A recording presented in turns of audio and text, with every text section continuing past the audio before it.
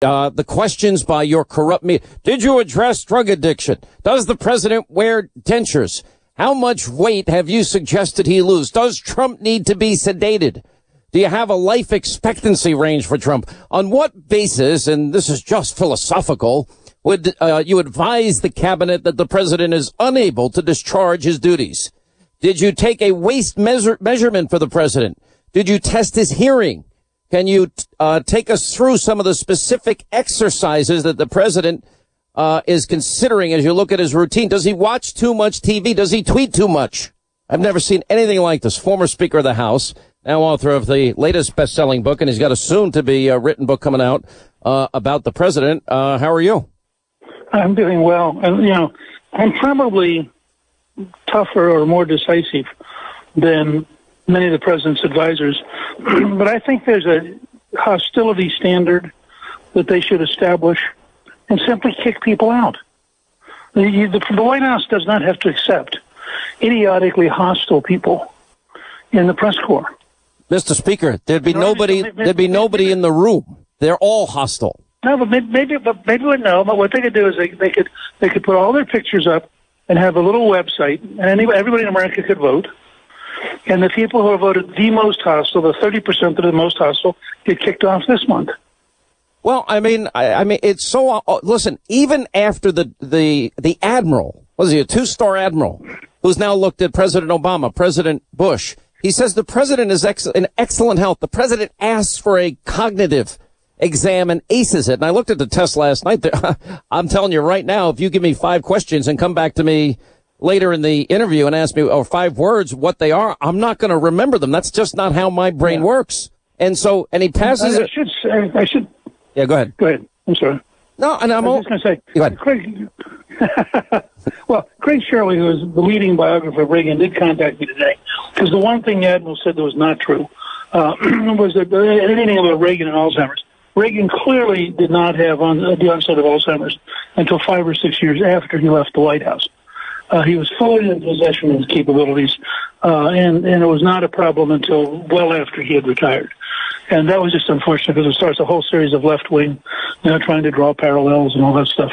But I agree with you. I mean, first of all, if you have a 2-star admiral who is now on his 3rd president, who is a professional medical doctor, obviously of considerable capabilities, the nastiness and the childishness of the questions are so demeaning that it just verges on crazy. I mean, I watch this stuff now, and I've concluded that there really is a Trump derangement syndrome, and that you have large elements of the news media totally sucked into it. You see the same thing happening, with people like Robert De Niro in Hollywood, and they can't get a grip on themselves. You know that CNN is actually taking on the diagnosis, as is, I didn't know we had Liberal Joe in the morning over at MSNBC, Dr. Liberal Joe and Dr. Mika Brzezinski, his soon-to-be bride. They're actually questioning whether or not the admiral told the truth about his weight. And then they go on to say everybody was surprised. They all thought he had early onset Alzheimer's or dementia, and they don't even believe it. And then CNN goes a step further that he's likely to have a heart attack in 3 to 5 years. That's not what the admiral said. He said he would easily probably be able to go through, 2 terms, and he's got good genes. In fact, the one point he said his genes are so good that if he would die and exercise, he could live to be 200. Exactly. And all right, I've been to the doctor many times, and he said, you need to lose weight. You need to lose weight. Your cholesterol's a little high, so I take Crestor.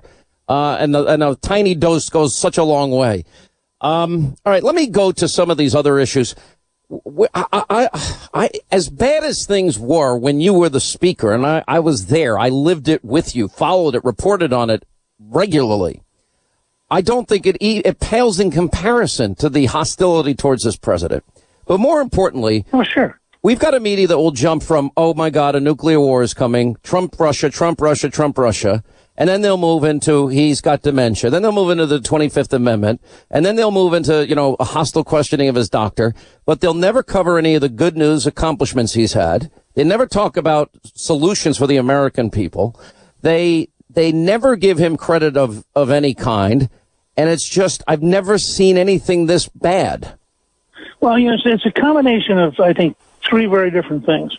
One is the infantilism of the media nowadays, which really has taken on a Kardashian-like personality. And so a lot of these things, it's the best they're going to do. You've got a lot of reporters who are childish and ignorant, and this is the best they're going to do. Guess how many times CNN said the word hole? Take a guess, and said it. I have no idea, but I'm sure it's an astonishing number. 195 times. Is that right? Yes, sir. But, of course, they were giddy. I mean, look, these guys have a real problem. The tax cuts are beginning to work. The business community is responding correctly to the tax cuts. There's genuinely good news out there. The stock market is doing better and better. Consumer confidence is up. Unemployment, African-American unemployment is lower today than at any time than when Barack Obama was president. Every time you turn around, there's more good news. And so these guys have to go overtime to clutter it. I mean, part of what's going on here is a deliberate effort by the elite media to avoid saying anything good about Donald Trump because they're so desperate to not have him win. Mr. Speaker, do you know that it's also biased in terms of what they don't cover? We now have noticed that the email server investigation is up and running again in Congress. I think in large part because James Comey and Peter Strzok gave an exoneration before investigation. We had an 11-count indictment in the Uranium One case last Friday. That's a story that's been ignored by the media. And we discovered that the Department of Justice has been investigating the Clinton Foundation for months. So I would assume this is the first of many shoes to fall. You wouldn't know it if you watch the mainstream media. And on top of it, we're learning that the Clinton bought and paid for dossier was in fact used as a basis for a FISA warrant against an opposition party. Russian propaganda she paid for, used to fix in a general election after she fixed the primary election against Bernie, and then it was used to obtain FISA warrants. Now, to me, I've read a lot about Watergate, and you're the historian, but to me, these are historic times, and this could be the biggest case of corruption to steal an election this country's ever seen. Oh, I think it's both the corruption to steal the election, but it's also just corruption to be corrupt. I mean, I was really surprised, and as you noted, I'm working on this new book on Trump's America. As I began pulling things together, I decided that the Clinton defeat was much more important than I thought at the time, because if she'd been elected, none of this would be coming out.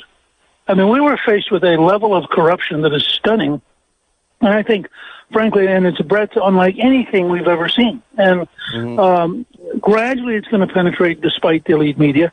But again, I think this is one of the great problems Republicans have, is that they don't understand that they're in an all-out war, and the other side has one of its strongest weapons, tremendous domination of the traditional news system. By the way, does it surprise you? The strategy to overcome that, they're going to lose.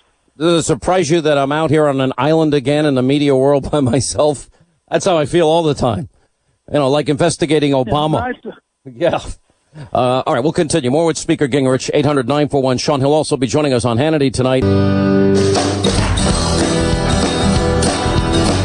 And as we continue, former Speaker of the House, Newt Gingrich, he will be joining us tonight.